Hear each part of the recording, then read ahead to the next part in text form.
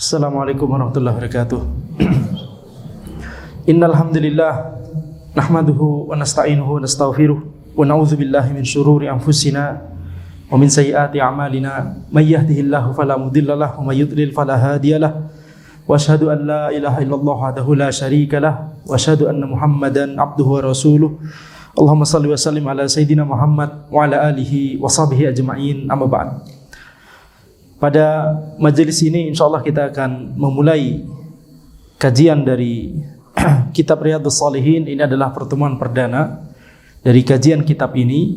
Ya, semoga menjadi awalan yang baik setelah kita ditempa di madrasah Ramadan, maka di bulan-bulan berikutnya ini kita berusaha untuk tetap istiqomah kepada Allah Subhanahu wa taala.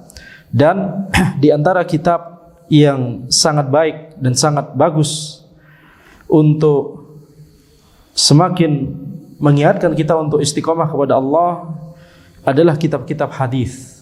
Setelah Al-Quran, maka kitab-kitab hadis. Maka kitab Riyadhus Shalihin disebutkan oleh para ulama adalah kitab yang paling banyak dibahas di masjid-masjid setelah Al-Quranul Karim. Ini kitab Riyadhus Shalihin karya Al-Imam An-Nawawi rahimahullah. Beliau mengkompilasi, mengumpulkan, menyusun ke dalam bab-bab hadis-hadis Nabi Muhammad SAW yang terkait dengan akidah, yang terkait dengan adab, yang terkait dengan tazkiyatun nufus dan sebagian fikih. Maka ini dikompilasi oleh beliau dalam kitab ini. Kita mulai bab pertama dari kitab ini. Al-Imam An-Nawawi rahimahullah ta'ala menuliskan bab yang pertama, babul ikhlas wa ihdarin niyah fi jami'il a'mal wal aqwal al-barizah wal khafiyah. Bab keikhlasan dan menghadirkan niat dalam seluruh amalan dan perkataan, baik yang itu tampak ataupun yang tersembunyi. Maka di sini Al-Imam An-Nawawi rahimahullahu taala memberikan isyarat kepada kita bahwa apa yang bisa dilakukan oleh seseorang itu bisa dikategorikan menjadi 4 hal. Yang pertama adalah al-a'mal, atau kalau kita urutkan dari al-aqwal, ya, al-aqwal al-barizah, yaitu perkataan yang zahir, perkataan yang barizah, perkataan yang tampak. Maka ini yang dimaksud dengan kategori ini adalah perkataan seseorang ketika dia mengucapkan kalimat syahadat, ya, kemudian ketika dia membaca Al-Quran, ketika dia berzikir, ketika dia mengucapkan salam kepada orang lain. Ini semua adalah ibadah yang berupa perkataan yang zahir, yang berupa perkataan yang baris, yakni zahir. Jadi ini adalah kategori pertama dari apa yang dilakukan oleh seseorang yang itu merupakan ibadah. Ibadah yang berupa perkataan zahir. Ya, mengucapkan kalimat syahadat. Ketika seseorang yang awalnya non-muslim kemudian masuk Islam, ucapan yang harus dia ucapkan pertama kali adalah syahadat la ilaha illallah Muhammadur Rasulullah. Kemudian membaca Al-Quran itu salah satu perkataan zahir yang berupa ibadah. Kemudian berzikir kepada Allah Subhanahu wa taala, kemudian berdoa kepada Allah dengan lisan kita, kemudian juga dengan kita mengucapkan kalimat yang baik kepada orang tua kita, kepada keluarga kita yang lainnya, kepada tetangga, kawan kita. Ini adalah contoh-contoh ibadah yang berupa perkataan yang zahir. Kemudian al-aqwal al-khafiyah, perkataan yang tersembunyi. Apa yang dimaksud dengan perkataan yang tersembunyi di sini? Maksudnya adalah perkataan hati. Perkataan hati. Nah, perkataan hati ini adalah akidah seseorang. Ya, apa akidah seseorang tersebut tentang Allah? Apa yang dia yakini tentang Allah? Apa yang dia yakini tentang Nabi Muhammad SAW? Antara dia ucapkan dengan lisannya sehingga itu menjadi perkataan zahir kategori sebelumnya, atau dia masih yakini, masih ada di dalam hatinya, maka ini adalah perkataan yang tersembunyi, perkataan yang ada di dalam hatinya. Jadi akidah seseorang ini juga ibadah. Makanya belajar akidah itu penting supaya kita mendapatkan pahala yang besar dari sisi beribadah kepada Allah Subhanahu wa taala dengan akidah yang lurus. Kemudian selain itu, perkataan yang tersembunyi adalah niat seseorang. Niat seseorang ketika beramal. Nah, inilah yang kemudian akan dibahas di bab ini oleh Al-Imam An-Nawawi rahimahullah ta'ala. yaitu perkataan hati berupa niat. Ketika seseorang itu melakukan amalan ibadah, maka niat itu hukum asalnya adalah apa yang ada di dalam hatinya. Ya, jadi ini adalah contoh ibadah yang merupakan perkataan yang tersembunyi, perkataan batin. Batin itu lawan dari zahir dalam bahasa Arab. Kemudian kategori ketiga adalah al-a'mal al-barizah, amalan yang tampak. Al-a'mal az-zahirah, amalan yang zahir. Amalan ibadah yang berupa perbuatan secara zahir, contohnya salat. Ya, alhamdulillah baru saja kita melaksanakan salat berjamaah. Nah, ini berarti contoh amalan yang zahir. Kemudian puasa, amalan yang zahir. Yakni dilakukan oleh anggota tubuh kita secara zahir. Ya, walaupun bisa jadi ketika kalau di bulan Ramadan kita tahu orang lain berpuasa, ya, tapi kalau misalkan di luar bulan Ramadan puasa sunnah, nah ini menjadi amalan yang tersembunyi. Karena kita tidak tahu apakah orang lain tersebut puasa atau tidak. Tapi secara umum puasa termasuk amalan yang zahir. Kemudian zakat, kemudian haji, umroh dan seterusnya. Ini adalah perbuatan yang zahir. Amalan ibadah yang berupa perbuatan yang zahir. Kemudian kategori keempat adalah al-a'mal al-khafiyah, yaitu perbuatan yang tersembunyi, perbuatan batin, yaitu perbuatan yang dilakukan oleh hati seseorang. Ya, contohnya misalkan cinta kepada Allah. Ini contoh perbuatan hati. Cinta dia kepada Allah, rasa takut dia kepada Allah, kemudian rasa harap dia kepada Allah Subhanahu wa taala, kemudian tawakalnya dia kepada Allah Subhanahu wa taala. Ini semua adalah hal-hal yang dilakukan oleh hati seseorang. Maka di sini Al-Imam An-Nawawi rahimahullah, beliau menjelaskan, memberi judul bab al-ikhlas wa ihdarin niyah, keikhlasan dan menghadirkan niat dalam seluruh amalan dan perkataan, baik yang itu zahir ataupun yang batin. Jadi wajib bagi kita untuk mengikhlaskan niat kita, meluruskan niat kita hanya kepada Allah Subhanahu wa taala ketika kita melakukan amalan di seluruh 4 kategori amalan yang baru saja kita jelaskan. Qala Allah Ta'ala, kemudian Al-Imam An-Nawawi rahimahullah, beliau menyebutkan beberapa ayat, wa ma umiru illa liya'budullaha mukhlishina lahud-din hunafa wa yuqimus salata wa yu'tuz zakah wa dzalika dinul qayyimah. Wa ma umiru, tidaklah mereka, yaitu ahlul kitab dan orang-orang selain mereka, tidaklah mereka itu diperintahkan kecuali untuk beribadah kepada Allah. Jadi di sini ayat ini Allah Subhanahu wa taala menjelaskan kondisi dari umat-umat terdahulu. Ya, kondisi dari umat-umat terdahulu, dan juga ini ternyata adalah berlaku juga bagi umat Nabi Muhammad sallallahu alaihi wasallam. Seluruh umat itu diperintahkan oleh Allah untuk beribadah hanya kepada Allah Subhanahu wa taala, mukhlishina lahud-din hunafa. Mengikhlaskan, memurnikan amalan itu hanya kepada Allah. Dan hunafa, itu apa? Hunafa itu adalah condong kepada kebenaran, condong kepada al-haq, dan menjauh kepada kebatilan. Jadi ini adalah perintah yang Allah perintahkan kepada seluruh umat, baik umat-umat terdahulu ataupun umat Nabi Muhammad sallallahu alaihi wasallam.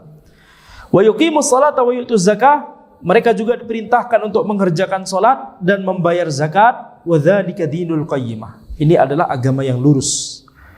Maka di sini kita lihat di ayat ini Allah Subhanahu wa taala berfirman, illa liya'budullaha mukhlishina lahuddin. Mereka itu diperintahkan untuk beribadah, mereka tidak diperintahkan kecuali untuk beribadah kepada Allah, memurnikan amalan hanya kepada Allah. Ini poin utama dari ayat ini, yaitu kita diperintahkan untuk memurnikan niat kita hanya kepada Allah Subhanahu wa taala. Wa qala ta'ala, la yanalallahu luhumuha wala dima'uha walakin yanaluhu taqwa minkum. Allah Subhanahu wa taala berfirman, tidak akan sampai kepada Allah daging-daging dari binatang sembelihan tersebut dan juga darah-darahnya. Tidak akan sampai kepada Allah, akan tapi yang sampai itu adalah takwa dari kalian. Nah, ayat ini ada sebabun nuzulnya, ada sebab diturunkannya. Jadi di zaman jahiliyah, orang-orang Arab jahiliyah ketika mereka itu menyembelih untuk Allah, Maka mereka itu menyembelih unta misalkan, kemudian darahnya itu diusapkan ke dinding Ka'bah supaya sampai kepada Allah katanya. Darahnya diusapkan ke dinding-dinding Ka'bah. Maka kemudian Allah Subhanahu wa taala menurunkan ayat ini, la yanalallaha luhumuha wala dima'uha. Daging binatang sembelihan ini, kemudian darahnya itu tidak akan sampai kepada Allah. Kenapa maksudnya? Allah tidak butuh. Bukan itu poinnya. Menyembelih binatang seperti kalau di dalam syariat Islam, syariatnya Nabi Muhammad SAW ada kurban, ada akikah, ada hadyu. Ya, hadyu tamattu sama hadyu qiran ketika kita melaksanakan ibadah haji dengan tamattu atau qiran, maka ada beberapa yakni sembelihan yang itu merupakan ibadah. Maka poin dari sembelihan tersebut adalah bagaimana kita mendekatkan diri kepada Allah Subhanahu wa taala dengan menyembelih tersebut. Jadi yang sampai kepada Allah adalah niat kita. Yang sampai kepada Allah adalah niat kita mendekatkan diri kepada Allah dengan menyembelih binatang tersebut.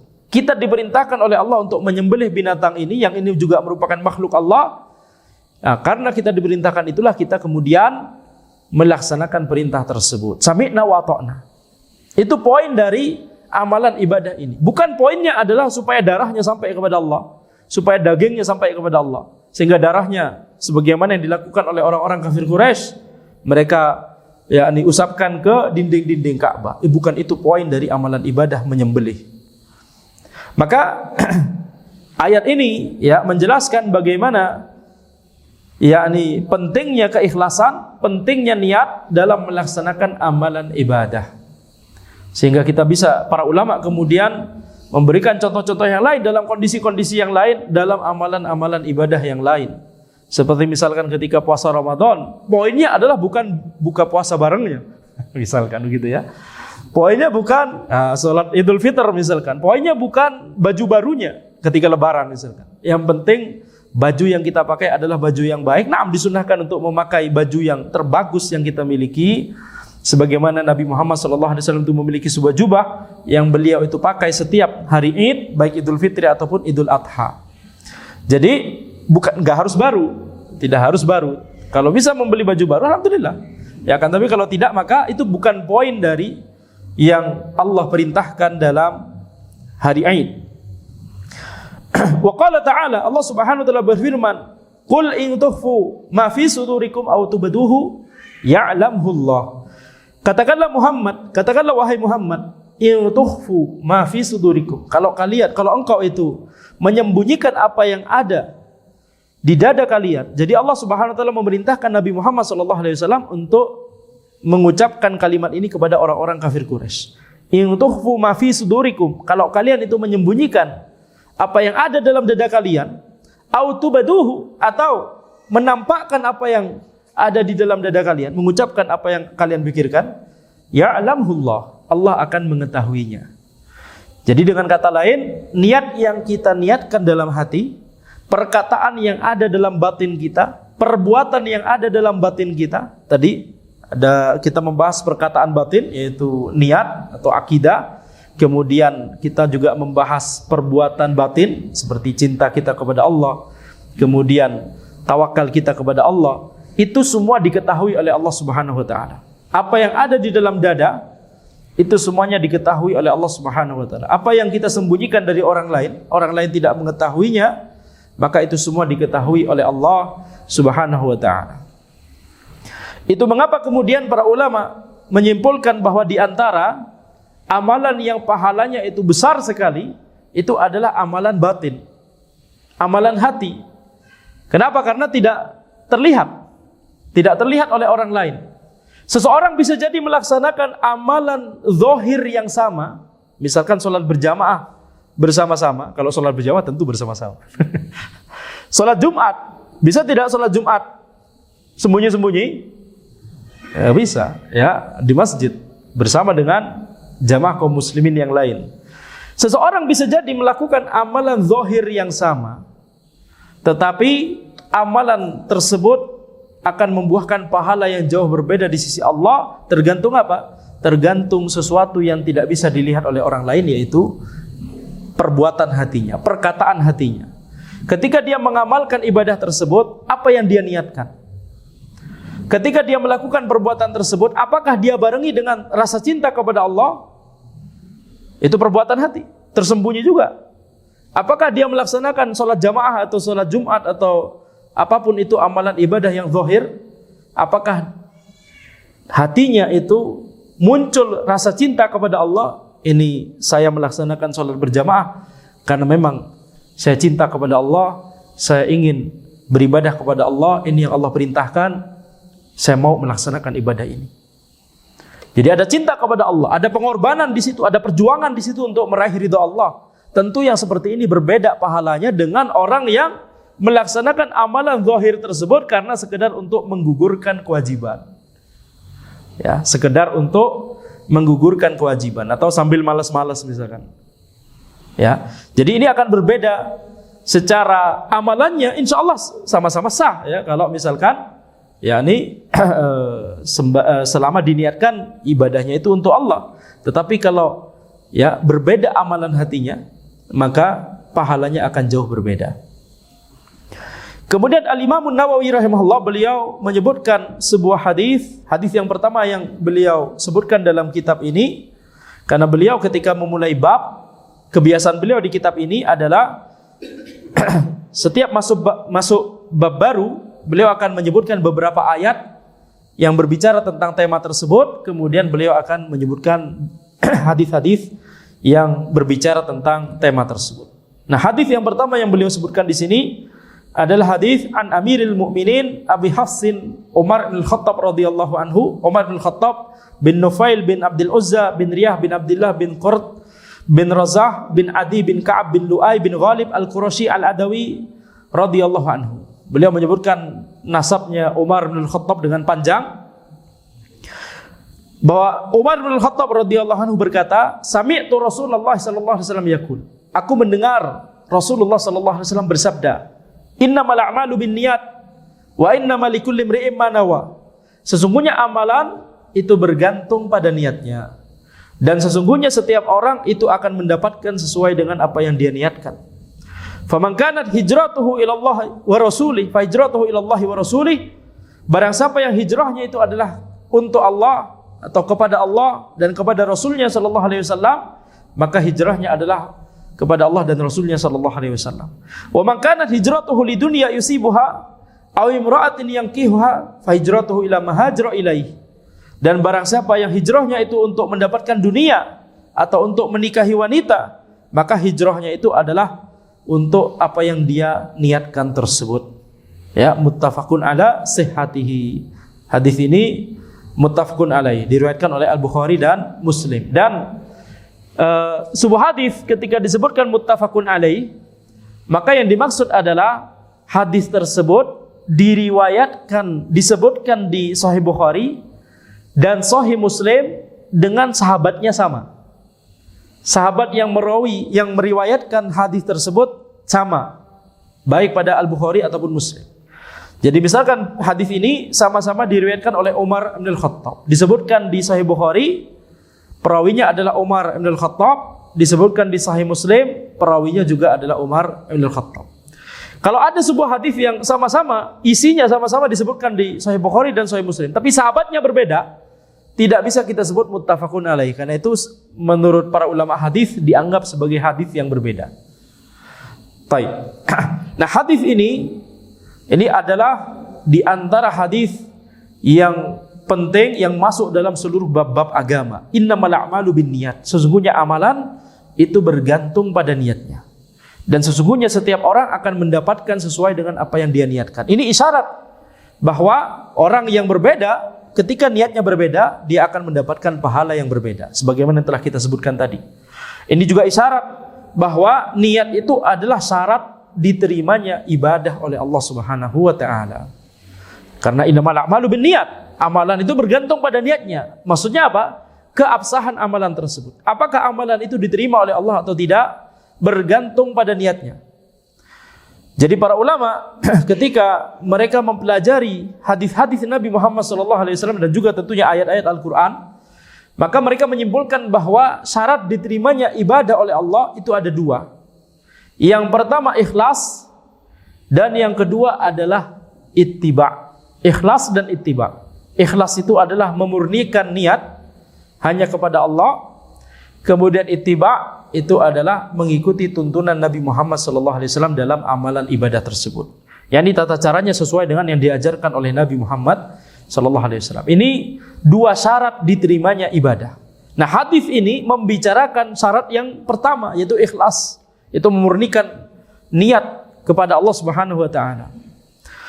Nah, setelah Nabi Muhammad SAW menyebutkan sebuah kaidah umum, innamal a'malu binniyat wa innamal likulli imri'in ma nawa. Ini adalah kaidah umum.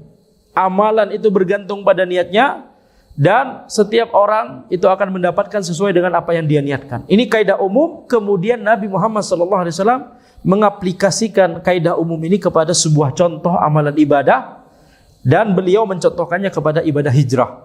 Faman kanat hijratuhu ila Allah wa rasulih fa hijratuhu ila Allah wa rasulih. Barang siapa yang hijrahnya itu adalah kepada Allah dan kepada Rasulnya sallallahu alaihi wasallam, maka hijrahnya itu adalah kepada Allah dan Rasulnya sallallahu alaihi wasallam. Wa man kanat hijratuhu ila dunya yusibuha aw imra'atin yankihuha fa hijratuhu ila ma hajara ilaihi. Dan barang siapa yang hijrahnya itu adalah untuk mendapatkan dunia atau untuk menikahi wanita, maka dia cuma mendapatkan apa yang dia niatkan tersebut. Jadi di sini kita lihat Nabi Muhammad SAW pertama kali beliau menyebutkan kaidah umum, kemudian beliau contohkan kepada kasus khusus. Kasus khususnya adalah apa? Adalah ibadah hijrah. Walaupun kaidah umum tadi innamal a'malu binniyat itu berlaku bagi seluruh amalan ibadah, tidak hanya hijrah, tapi juga salat, puasa, ya, haji, umrah, birrul walidain misalkan juga. Kemudian kita berbuat baik kepada orang lain. Kita berbuat baik kepada orang lain, kepada kawan kita. Apakah kita mengharapkan keridhaan Allah dengan kita berbuat baik? Atau ada udang di balik batu sebenarnya yang mau kita cari? Ya, maka itu juga masuk dalam hadis ini. Tapi kita lihat amalan yang Nabi Muhammad SAW contohkan adalah hijrah. Nah, tentang hijrah itu insya Allah mungkin kita bahas di pertemuan berikutnya insya Allah, ya, karena itu pembahasan yang panjang tersendiri. Sekarang kita fokus dulu terhadap jenis-jenis amalan. Jenis-jenis amalan yang bisa dilakukan oleh seseorang terkait dengan niat dia ketika melakukan amalan tersebut. Ada beberapa kategori. Yang pertama adalah amalan yang berupa ibadah mahdhah, yaitu amalan yang itu murni adalah ibadah kepada Allah. Jadi ketika seseorang melakukan perbuatan tersebut, orang lain yang melihatnya langsung berpikir, dia sedang melakukan amalan ibadah kepada Allah. Contohnya misalkan sholat dengan tata caranya, ya, berdiri, takbiratul ihram, kemudian ruku, i'tidal, sujud dan seterusnya. Maka ini adalah amalan ibadah mahdhah, yaitu amalan ibadah yang orang ketika melakukannya, dia orang lain akan langsung paham dia sedang beribadah kepada Allah, dia sedang sholat.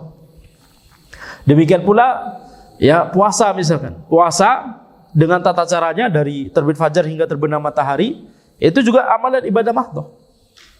Maka amalan yang merupakan ibadah mahdhah seperti ini,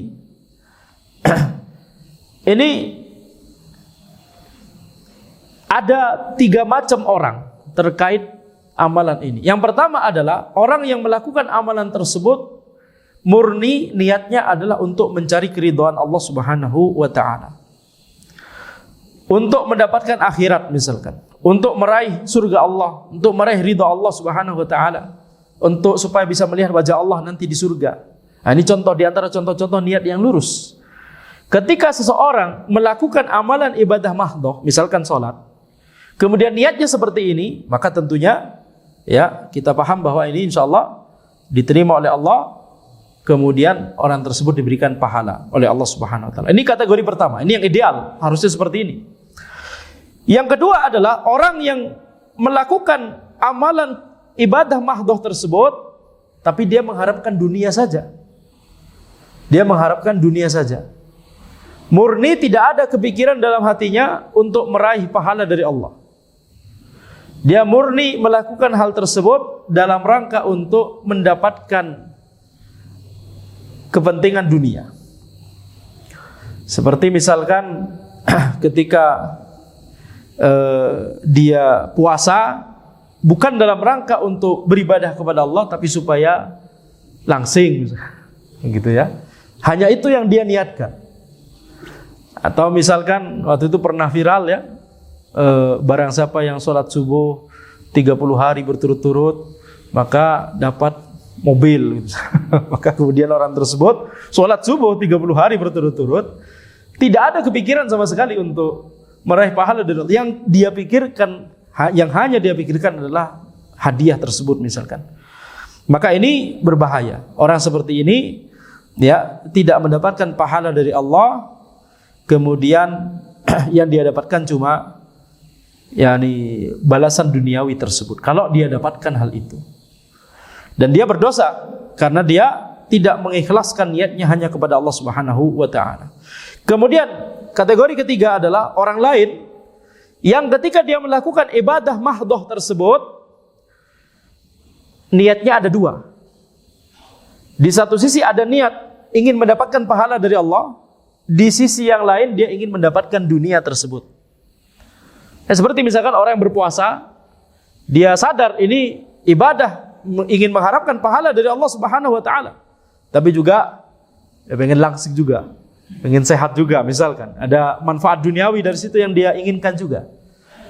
Atau misalkan ketika seseorang misalkan sholat tahajud misalkan, atau kemarin kita bulan Ramadan sholat tarawih misalkan, orang ada niat sholat tarawih, kalau yang lain itu ingin mengharapkan pahala dari Allah, nah orang ini niatnya dua, ingin mengharapkan pahala dari Allah dan juga supaya sehat misalkan, olahraga, sekian rakaat misalkan.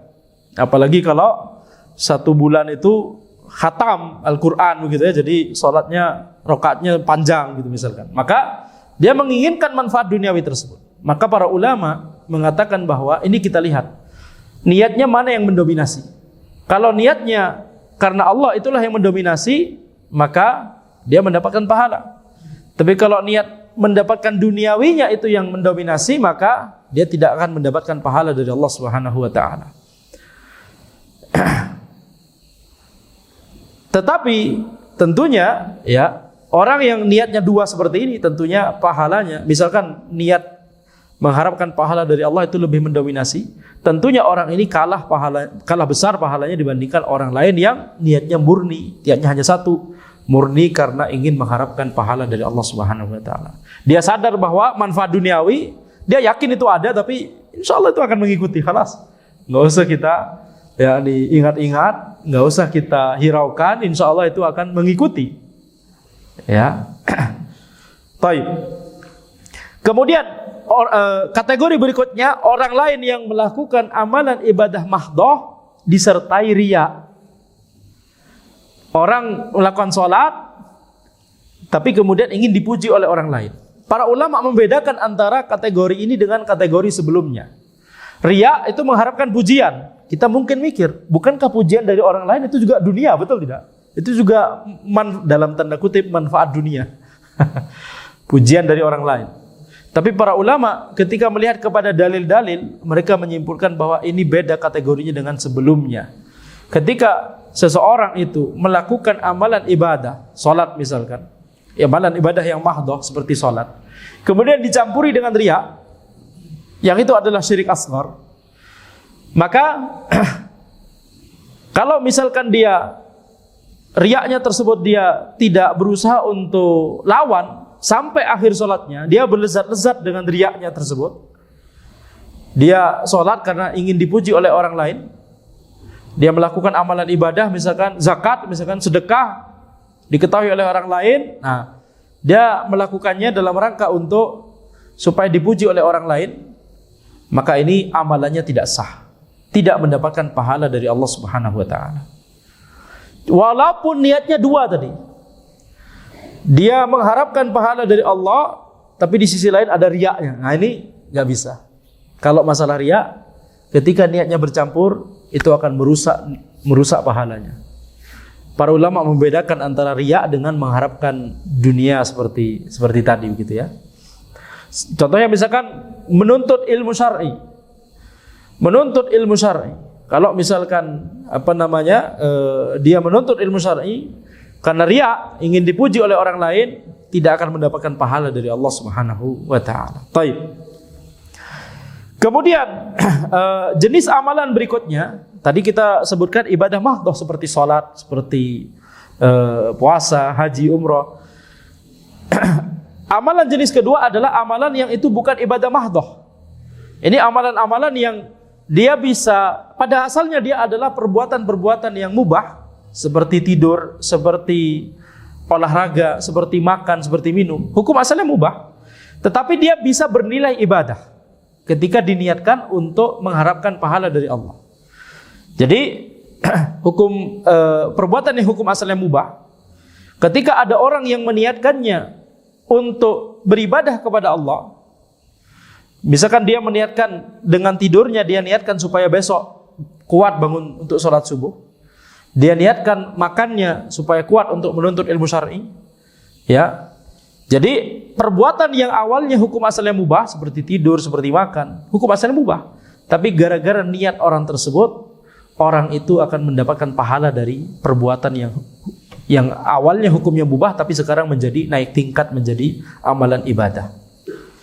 Jadi bedakan antara amalan yang berupa ibadah atau bisa bernilai ibadah, berupa ibadah atau bernilai ibadah. Kalau yang berupa ibadah tadi ibadah mahdhah, salat, nah ini berupa ibadah. Perbuatan itu sendiri adalah ibadah yang Allah perintahkan. Atau amalan yang bisa bernilai ibadah.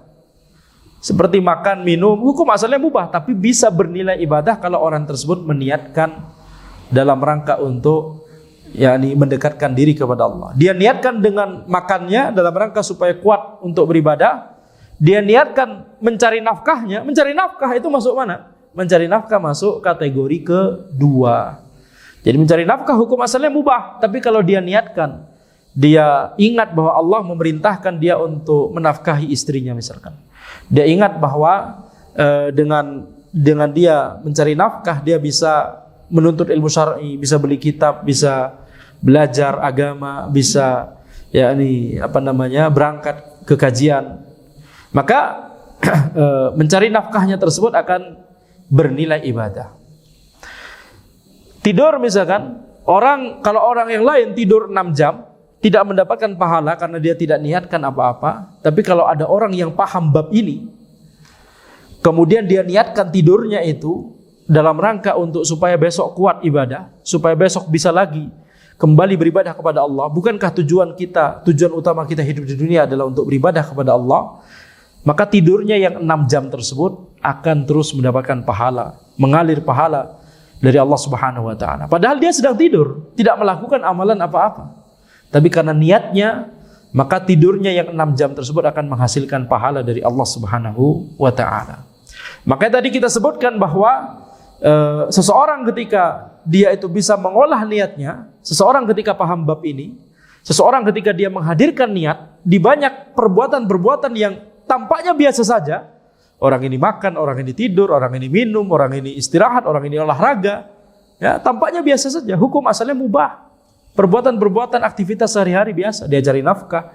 Tapi kalau di hatinya dia hadirkan niat dengan perbuatannya tersebut untuk meraih keridhaan Allah atau untuk membantunya untuk kuat ibadah atau kuat menuntut ilmu syar'i, maka setiap aktivitasnya tersebut akan berbuah pahala dari Allah Subhanahu wa taala. Oleh karena itu, ya wajib bagi kita untuk memberi perhatian dalam masalah ini supaya apa? Supaya kita bisa mendulang banyak pahala walaupun zahirnya adalah kita melakukan aktivitas yang biasa saja. Ya, aktivitas-aktivitas sehari-hari. Tapi setiap detiknya kita mendapatkan pahala dari Allah Subhanahu wa taala. Siapa yang tidak mau seperti ini? Betul tidak? Nah, maka demikian yang bisa kami sampaikan karena ini mendekati waktu Isya, semoga bermanfaat. Mungkin ada sudah. Baik. Karena terlalu mepet mungkin untuk pertemuan ini belum ada tanya jawab ya, insyaallah. Kalau ada pertanyaan nanti mungkin setelah sholat berjamaah insyaallah. Baik. Hadza wallahu a'lam, subhanakallahumma bihamdika asyhadu an la ilaha illa anta astaghfiruka wa atubu ilaik. Assalamualaikum warahmatullahi wabarakatuh.